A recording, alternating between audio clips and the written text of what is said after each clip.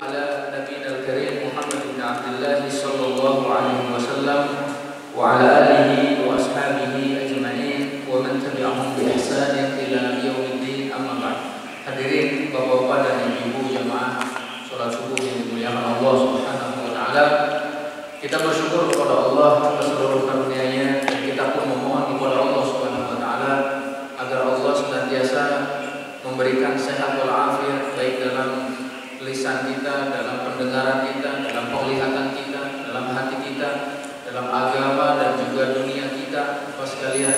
Dan inilah diantara doa yang senantiasa kita ucapkan di pagi hari. Allahumma inni as'alukal afwa wal afiyah fid dunya wal akhirah. Allahumma inni as'alukal afwa wal afiyah fi dini wa dunyaya wa ahli wa mali. Allahumma astur awratina wa amin rawatina. Allahumma hafadna min bayni yadayna wa min khalfina wa an yaminina wa an shimalina wa min fawqina wa na'udzu bika min an nughtala min tahti aqdamina. Bapak sekalian yang dimuliakan Allah Subhanahu wa taala, waktu terus berjalan dan alhamdulillah kita sudah memasuki bulan Muharram ya. Alhamdulillah sudah sekian lama kita memasuki bulan Muharram. Mudah-mudahan Allah Subhanahu wa taala senantiasa menjadikan hari yang bergulir alhamdulillah dengan bertambahnya kebaikan kita. Karena Bapak sekalian, dengan bertambahnya usia itu menunjukkan semakin berkurangnya jatah hidup di dunia. Kita sudah memasuki tahun 1443 Hijriah. Alhamdulillah itu sudah berapa tahun ya kita alhamdulillah bisa menjalankan pengajian ini. Alhamdulillah. Kata Ibnu Abbas, Bapak sekalian, sungguh saya sangat menyesal ketika tenggelamnya matahari di satu hari, dan saat tenggelam matahari itu berkurang jatah usiaku, namun tidak bertambah amalanku. Maka Bapak sekalian, mari kita pikirkan bagaimana cara menambah amal. Dan menurut para ulama ada beberapa pendapat amalan paling istimewa ya. Ada yang menyatakan amalan paling istimewa adalah amalan yang paling berat dikerjakan. Semakin berat amalan tersebut, maka semakin besar pahalanya. Sebagai contoh, ada riwayat yang menyatakan Rasulullah Shallallahu Alaihi Wasallam bersabda kepada Ummul Mukminin Aisyah radhiyallahu anha, "Ajruki ala qadri nasabihi," bahwa pahalamu sesuai dengan kadar kesungguhanmu, kadar perjuanganmu, ya kadar usaha yang kau kerjakan. Jadi ini pendapat pertama, amalan paling sulit, amalan paling banyak pahalanya ada yang paling sulit. Yang kedua, menurut mereka amalan yang paling utama adalah zuhud di dunia. Dan ini pendapat ini banyak diambil oleh orang-orang sufi. Karena mereka meninggalkan dunia, ya maksudnya mereka tidak memperhatikan dunia. Padahal juga kita jangan sampai melalaikan dunia. Kita ya berusaha untuk dunia, tapi kita lebih memaksimalkan mencari akhirat. Yang ketiga, ada yang menyatakan bahwa amalan paling mulia adalah amalan yang dikerjakan untuk mendapatkan ataupun yang maslahatnya tidak sekedar untuk pribadi, bukan hanya untuk kita Bapak sekalian, tapi maslahatnya meluas untuk anak-anak yatim, untuk orang-orang miskin, dan untuk kaum muslimin secara umum.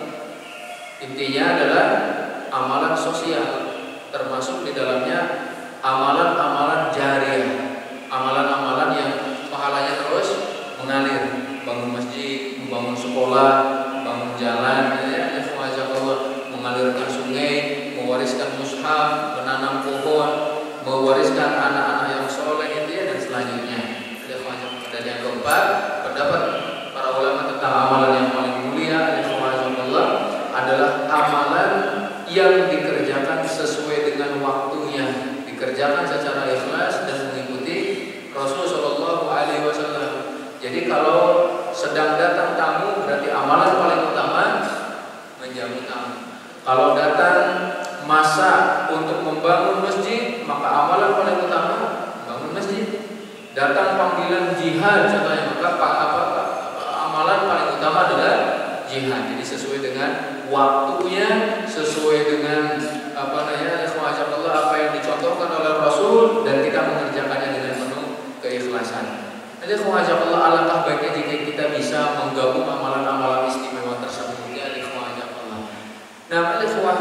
sekalian yang dimuliakan Allah Subhanahu wa taala, kita juga memohon kepada Allah agar memberikan kepada kita ilmu yang bermanfaat dan amal yang diterima, termasuk rezeki yang baik. Ya ikhwah, ilmu yang diterima, ilmu yang bermanfaat itu adalah ilmu yang menghantarkan seseorang kepada amal. Percuma banyaknya ilmu namun tidak diamalkan. Ibarat seorang bisnismen ya, Allah tahu ilmu untuk meningkatkan bisnisnya ataupun usahanya, tapi tidak dikerjakan, tidak dipraktekkan ilmunya ini, percuma apa sekalian. Berarti dia hanya sekedar mengumpulkan teori, bukan untuk dipraktekkan. Nah, yang paling mulia itu apa sekalian yang dibilang Allah Subhanahu wa taala adalah ilmu yang menghantarkan dan mendorong seseorang untuk beramal. Insyaallah kita akan melanjutkan pembahasan Sirah Nabawiyah Bapak sekalian. Dan pada pertemuan yang lalu kita sudah menyampaikan hal pertama yang dilakukan oleh Rasulullah SAW ketika hijrah ke Madinah adalah membangun masjid. Maka yang kedua Bapak sekalian, sesampainya beliau Rasulullah SAW di Madinah, maka beliau mempersaudarakan antara Muhajirin dan Ansor. Ya, jadi pilar pertama yang dilakukan oleh Rasulullah SAW adalah membangun masjid. Kemudian yang kedua mempersaudarakan antara Muhajirin dan Ansor. Al-Khawazanallahu wa iyyakum. Ingat bahwasannya hijrah bukanlah perjalanan main-main, bukan pula tamasya, bukan pula hanya sekedar untuk rekreasi. Akan tetapi hijrah adalah meninggalkan negeri yang dicintai, bahkan keluarga yang menyayangi Bapak sekalian. Rasulullah SAW juga meninggalkan Mekah, padahal Mekah adalah negeri yang sangat dicintainya. Maka jangan sekali lagi kita menganggap hijrah itu adalah perkara mudah, ya, perkara yang begitu enteng gitu. Termasuk nanti makna hijrah yang lebih luas. Contohnya jika ada di antara kita yang mau meninggalkan perbuatan buruk menuju perbuatan baik, ingat bahwa itu adalah tidak mudah, perlu istiqomah. Ya, mungkin dalam 1 hari 2 hari dia masih memegang kata hijrahnya, tapi bagaimana dengan sebulan, setahun, 3 tahun, 5 tahun, 10 tahun ke depan? Maka di sana untuk menguatkan keimanan seseorang ya, setelah dipupuk dengan ibadah antara seorang hamba dengan Allah Subhanahu wa taala yang disimbolkan dengan masjid. Nah, sekarang dipersaudarakan ya antara kaum Muhajirin dan juga Ansor. Ini menunjukkan kepada kita Bapak sekalian pentingnya memiliki saudara, terlebih di masa-masa sulit, di masa-masa yang mana seakan-akan kalau kita memegang norma-norma Islam, syariat-syariat Islam seperti memegang bara api. Apabila kita pegang maka panas membakar. Akan tetapi kalau kita lemparkan maka akan padam, dan dibaliknya ada azab dari Allah Subhanahu wa taala. Kita menjaga sholat berjamaah sulit Bapak sekalian, bahkan mungkin ada celaan dari samping kanan dan kiri, atau juga ketika kita melakukan kegiatan sosial juga ternyata tidak mudah dari Allah. Nah, akan tetapi Bapak sekalian, setelahnya ada kenikmatan dan janji Allah bagi orang-orang yang beriman dan beramal soleh berupa surga. Kalau kita lepaskan Islam, ya Allah, maka dibaliknya ada azab. Kita langsung saja Bapak sekalian. Jadi Rasulullah SAW mempersaudarakan Muhajirin dan Ansor untuk memperkuat hubungan di antara mereka. Nah, pelajaran yang dapat diambil dari persaudaraan ini, yang pertama Bapak sekalian, kaum Muhajirin kita tahu adalah mereka yang datang dari Mekah ke Madinah, ya, dan jumlahnya sangat banyak. Kaum Muhajirin ini tidak membawa perbekalan yang cukup. Bahkan di antara mereka ada yang tertahan seluruh hartanya. Seluruh hartanya tidak boleh dibawa. Contoh Suhaib Ar-Rumi. Ya, Suhaib Ar-Rumi, Allah, beliau hartanya banyak dan beliau juga memiliki budak-budak sahaya. Ketika akan berhijrah dikejar oleh orang-orang musyrikin Quraisy pada waktu itu. Mereka menyatakan, wahai Suhaib, apakah engkau akan berhijrah ke Madinah padahal dulu engkau adalah orang yang sangat miskin? Maka demi Allah, kata mereka, ya, kami tidak akan membiarkan engkau hijrah. Kata Suhaib Ar-Rumi, bagaimana pendapat kalian jika seluruh hartaku aku tinggal, hamba sahayaku aku tinggal, silakan ambil gitu ya, tapi biarkan saya hijrah ke Madinah. Maka orang-orang kafir itu menyatakan, nah kalau seperti itu bolehlah, dikasih harta, diam juga, tidak ada wajah Allah. Akhirnya ditinggalkan seluruh hartanya. Beliau berangkat menyusul Rasulullah SAW. Rasulullah SAW sudah sampai di Madinah, menunggu kedatangan para sahabatnya, di antaranya menunggu kedatangan Suhaib. Melihat dari kejauhan ada kepulan debu, Rasulullah SAW menyatakan mudah-mudahan itu adalah Suhaib Ar-Rumi. Ketika datang dan terlihat Suhaib Ar-Rumi, maka beliau menyatakan, Rabbihal bait Aba Yahya, telah mendapatkan keberuntungan engkau wahai Abu Yahya.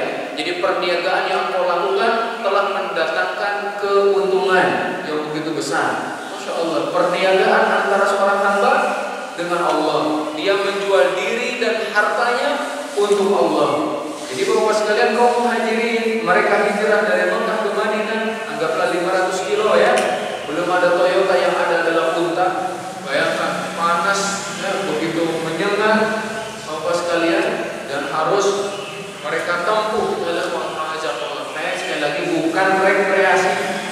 Mungkin di antara bapak-bapak ada yang pernah jalan-jalan dari Karangtengah ke Bekasi, mungkin itu jalan kaki juga ada yang pernah.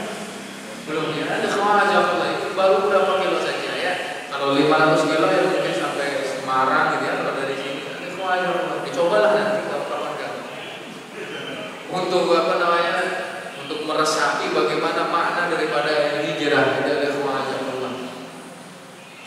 Bapak sekalian yang dimuliakan Allah Subhanahu wa taala, dan kaum muhajirin ini ketika menempati Madinah, mereka kan sebagai orang asing. Ya, ada Allah. Karena itu dipersaudarakannya muhajirin dengan Ansor agar tidak menjadi orang asing. Udah langsung memiliki saudara, diperlakukan seperti saudara. Terlebih lagi kepada mereka yang sudah tua pada waktu itu kan, memerlukan tempat tinggal, memerlukan siapa yang memperhatikan kesehariannya, itu ada wajah Allah. Akan tetapi nanti kita akan lihat bapak sekalian, walaupun orang-orang Ansor dengan sigap dan rela membagi-bagi apa yang mereka miliki, ternyata kaum muhajirin memiliki sifat iffah ya. Nah, pelajaran yang kedua, diawali dengan mempersaudarakan antara kedua golongan tersebut. Allah menunjukkan betapa pentingnya nilai persaudaraan. Karena itu Allah Subhanahu wa taala berfirman dalam surat Ali Imran ayat yang ke-103, di mana di awal ayat Allah memerintahkan kita untuk berpegang teguh dengan tali Allah. Wa'tasimu bihablillahi jami'an wa la tafarraqu. Jadi berpegang teguh kepada tali Allah, jangan berpecah belah.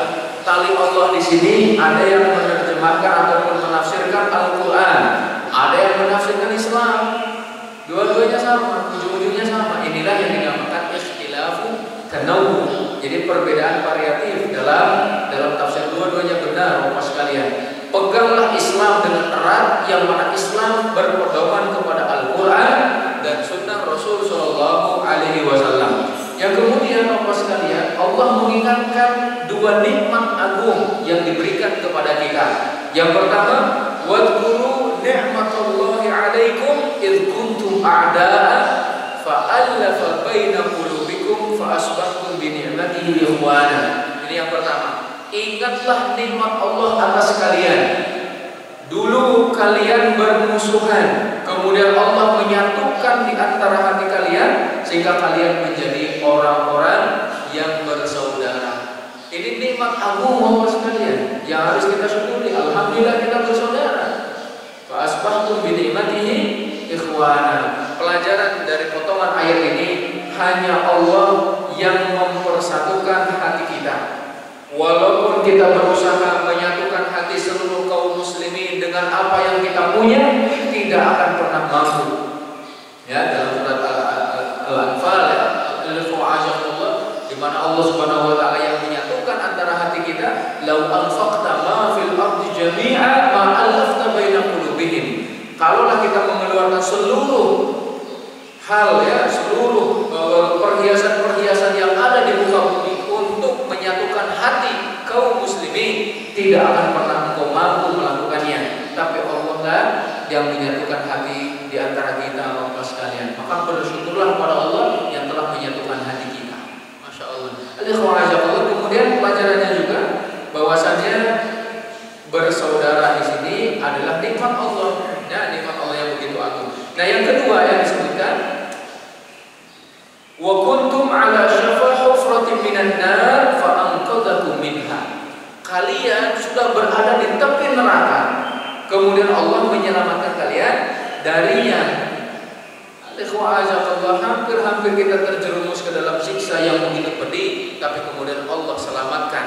Nah, berarti dari ayat ini ada dua hal. Yang pertama bersaudara, yang kedua diselamatkannya dari neraka. Kenapa digandeng bersaudara dengan selamatnya dari neraka, Bapak sekalian?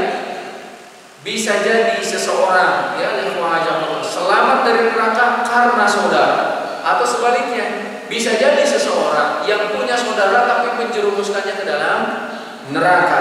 Maka carilah saudara yang akan membantu kita untuk taat kepada Allah, menjauh dari neraka. Ya, dan salah satu karakternya itu ada Allah, saudara yang harus kita miliki adalah saudara yang senantiasa memakmurkan masjid. Makanya yang pertama kali dibangun adalah masjid, yang kedua adalah persaudaraan. Jadikan para pemakmur masjid itu saudara. Itu adalah jangan sampai kemudian kita masih sikut kanan sikut kiri, injak bawahnya, kemudian juga lempar yang atas dan selanjutnya. Tidak ada khawajatullah yaqul innama ya'muru masajidallah man amana billah wal yawmil akhir wa aqama shalat wa ata zakat wa lam yakhsha illallah fa asa ulaika ayyakunu minal muhtadin. Jadi orang-orang yang memakmurkan masjid itu punya 5 kriteria. 1, iman kepada Allah, 2, iman kepada hari akhir, 3, mendirikan sholat, 4, menunaikan zakat, 5, tidak takut kecuali hanya kepada Allah. Pada pertemuan lalu sudah kita bahas, Rasul SAW mengkritik ahlu suffah di masjid. Ya Allah, dan kita mendapatkan dalam beberapa peperangan di dalamnya ada syuhada dari alumni masjid. Jadi walam yakhsha illallah, tidak ada yang ditakuti kecuali hanya Allah. Masya Allah. Bapak sekalian yang dimuliakan Allah Subhanahu wa taala, maka tadinya sudah kita sampaikan dalam surat Ali Imran ayat yang ke-103 ini Allah menyebutkan nikmat persaudaraan, dan Allah juga menyebutkan nikmat selamatnya kita dari neraka. Coba kita kasih contoh pengaruh teman yang buruk terhadap seseorang. Yang paling nyata saja Bapak sekalian, Abu Thalib meninggal dalam kekafiran. Kenapa beliau lebih memilih kafir daripada masuk Islam? Jawabannya teman dekat. Teman dekatnya siapa? Abu Jahal, Abu Lahab, Al-Walid bin Mughirah, dan selanjutnya. Jadi beliau merasa takut dicela oleh saudara-saudaranya, oleh teman-temannya. Ingat dia meninggal dalam keadaan kafir dan masuk ke dalam neraka. Padahal beliau adalah orang dekat Rasulullah SAW, yang mendidiknya, yang mengasuhnya ya dari kecil, dari usia berapa ya, 8 tahun ya, sampai beliau menjadi nabi bersama Abu Thalib. Tapi ternyata Abu Thalib tidak masuk Islam, pengaruh daripada teman. Nah, Allah Subhanahu wa taala juga berfirman, innamal mu'minuna ikhwah. Hanya saja orang-orang beriman itu bersaudara. Dari ayat ini Bapak sekalian, tidak ada persaudaraan yang lebih erat talinya dan hubungannya kecuali persaudaraan atas dasar iman. Ini yang pertama. Dan yang kedua Bapak sekalian, tidak akan sempurna keimanan seseorang jika ia tidak memiliki saudara. Nah, maka jangan bersaudara kecuali dilandasi iman Dan siapa yang punya iman harus memiliki saudara. Ya ikhwan, jangan sampai kemudian kita malah memilih untuk mengucilkan diri contohnya. Ikhwan Allah. Justru yang lebih baik itu adalah kita bersaudara untuk saling mengingatkan. Dalam surat Al-Asr pun, wal asri innal insana lafi khusrin illa alladziina aamanu wa 'amilus shalihati wa tawashaw bil haqqi wa tawashaw bis sabr. Bahwa orang ataupun seluruh manusia benar-benar berada dalam kerugian kecuali orang yang beriman, beramal soleh, saling memberikan wasiat untuk menetapi kebenaran dan juga untuk menetapi kesabaran. Nah, dua kriteria terakhir, saling memberikan nasihat ataupun wasiat untuk menetapi kebenaran dan saling memberikan wasiat untuk menetapi kesabaran, ini menunjukkan perlunya memiliki teman. Kita lanjutkan. Hasan Al-Basri rahimahullahu ta'ala, seorang ulama tabi'in, ya, beliau menyatakan ikhwanuna aghla 'indana min ahlina. Saudara-saudara kami lebih berharga daripada keluarga kami. Nah, kenapa itu ada semacam Allah? Saudara, teman-teman lebih berharga daripada keluarga. Kata beliau, fa ikhwanuna yudzakkiruna al-akhirah wa ahluna yudzakkiruna ad-dunya. Teman-teman kami, saudara-saudara kami senantiasa mengingatkan kami akan akhirat, sedangkan keluarga kami senantiasa mengingatkan masalah dunia. Coba pas kalian, kalau kita lagi ngumpul-ngumpul dengan keluarga itu biasanya yang diobrolin dunia. Sudah berapa tanahnya, berapa hektar, mobilnya sudah berapa puluh gitu ya, emasnya sudah berapa kilo. Contohnya ada semacam lain lah keluarga.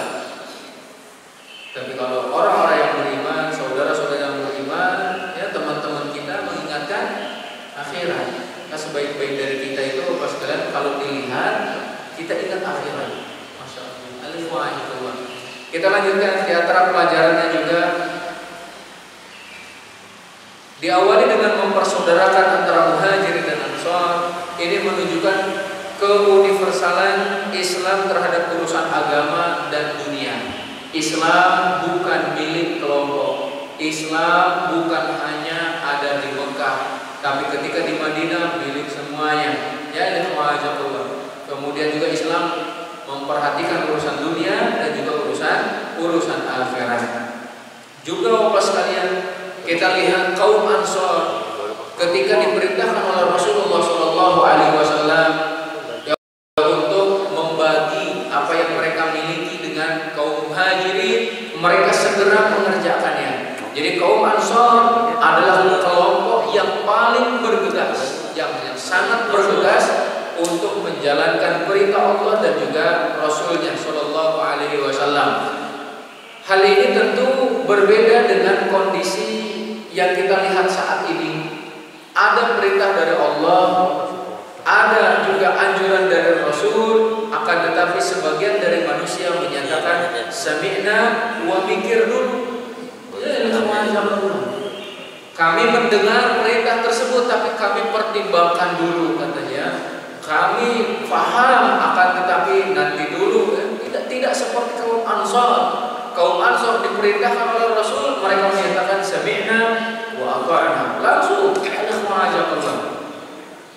Kemudian Bapak sekalian yang dimuliakan Allah Subhanahu wa taala, Rasulullah sallallahu alaihi wasallam mempersaudarakan Muhajirin dan Ansar agar orang-orang Ansar memberi sedikit saja dari apa yang mereka miliki kepada kaum Muhajirin, tapi ternyata kaum Ansar tidak puas kalau hanya memberi sedikit. Masya Allah. Ini juga mungkin jadi contoh bagi kita. Kalau memberi itu Allah, berikan yang terbaik. Jangan kita berikan sesuatu yang kita saja nggak mau. Ya, Allah.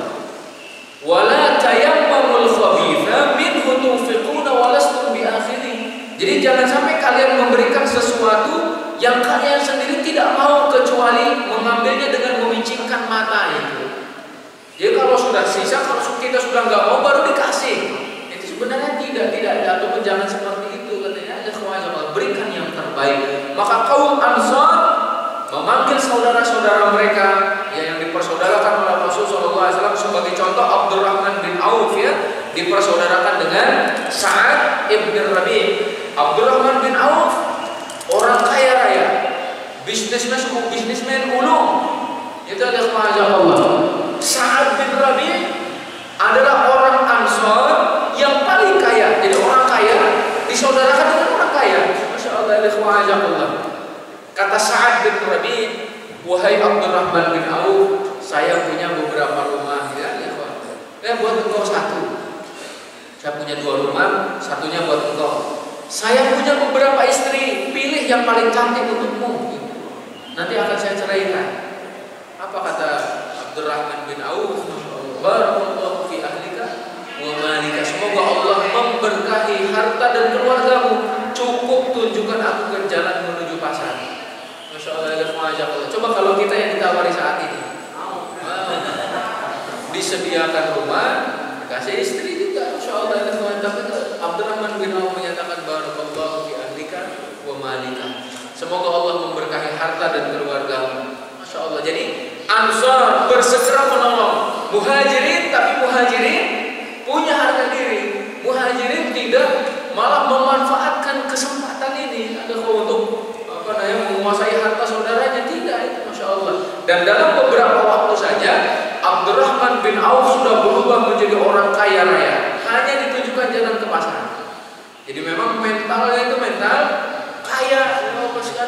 Berapa banyak di antara kita banyak uangnya, banyak hartanya, akan tapi karena mentalnya mental miskinnya bangkrut juga. Nah, berbeda dengan mereka yang memang punya mental kaya itu. Dan di antara contoh mental kaya itu apa sekalian? Kalaupun dia punya uang, dia gunakan di jalan Allah.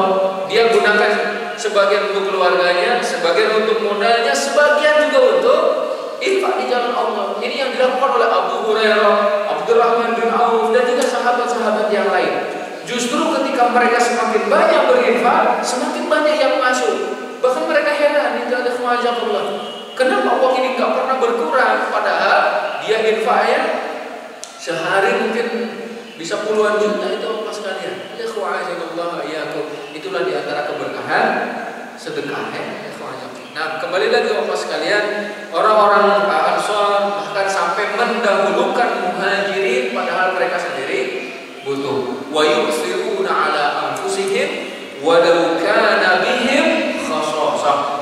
Kaum Ansar mendahulukan kaum Muhajirin walaupun sebenarnya mereka sangat memerlukan. Itsar di sini ya, Allah.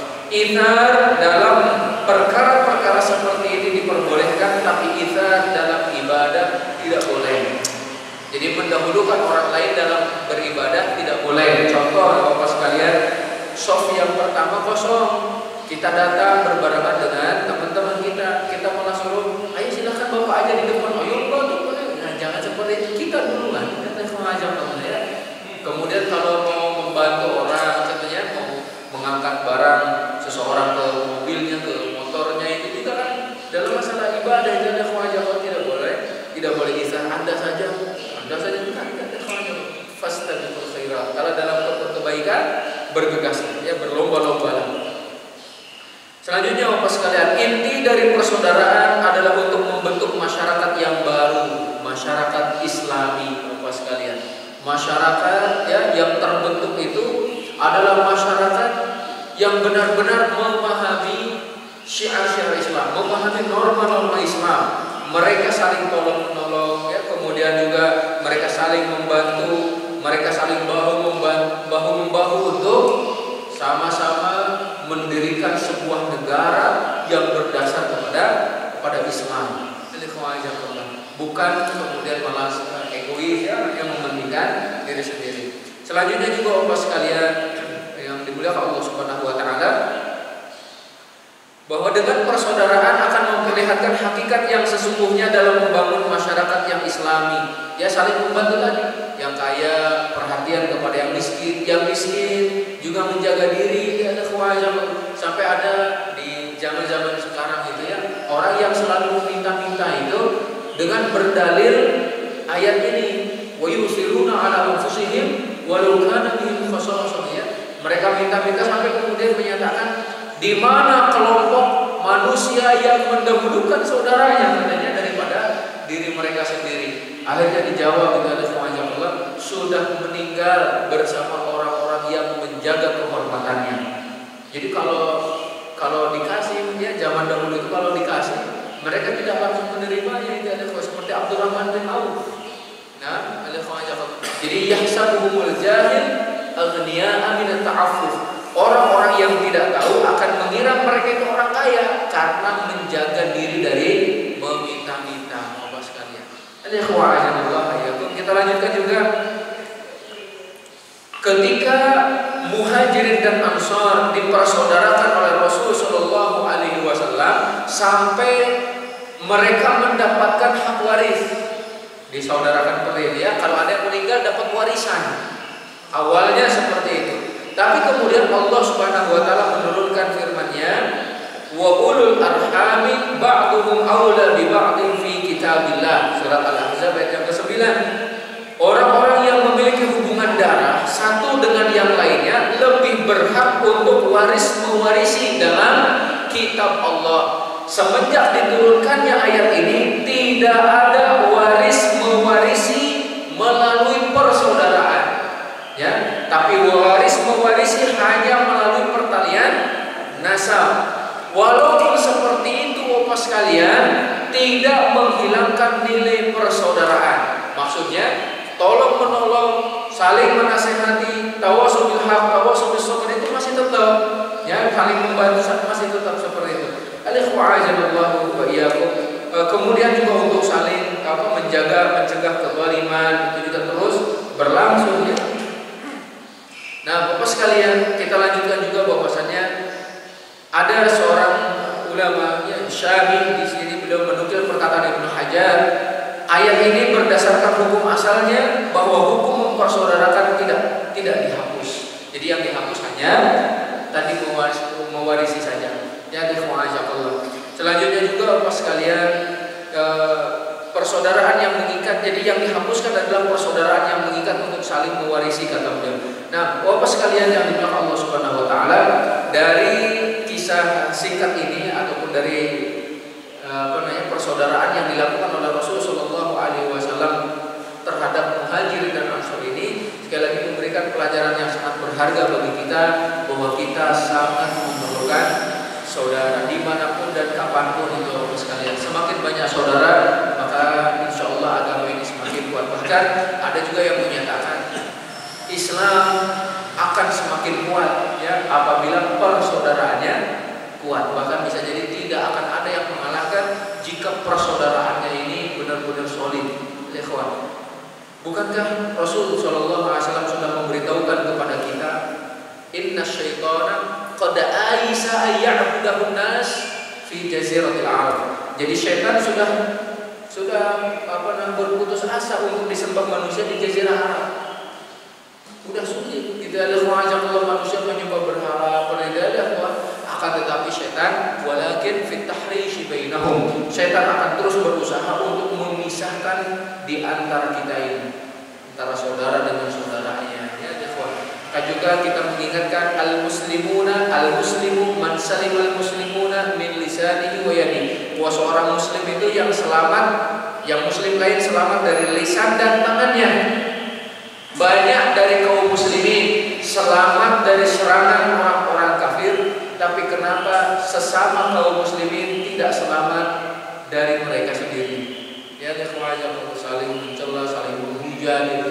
Nah, kalau musuh-musuh Islam tinggal nonton saja itu, Bapak sekalian.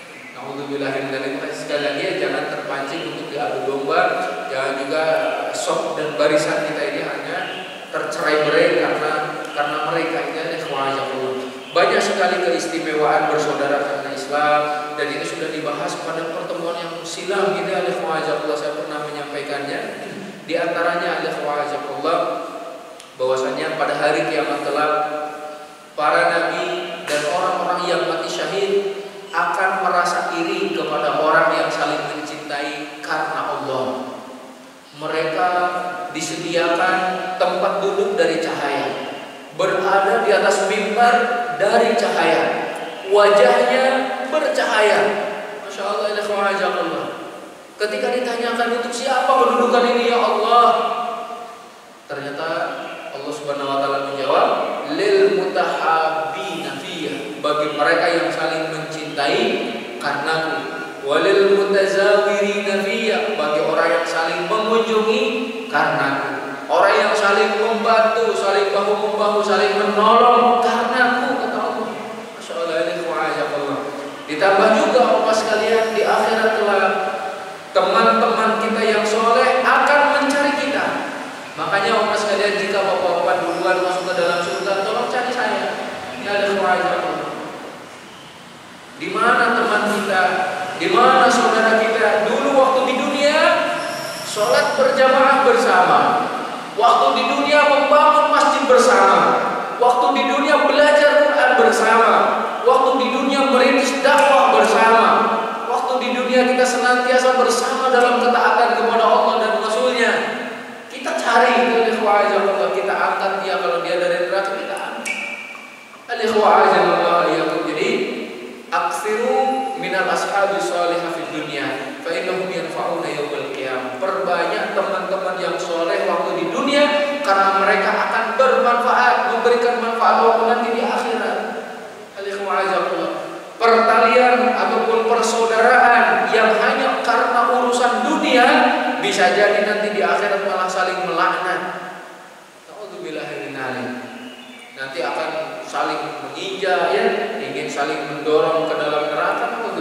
Tapi kalau karena iman, al-akhillau yawma idzin ba'dhum li ba'din aduwwun illal muttaqin, bahwa seluruh persaudaraan akan berubah menjadi musuh, kata Allah, kecuali persaudaraan karena takwa.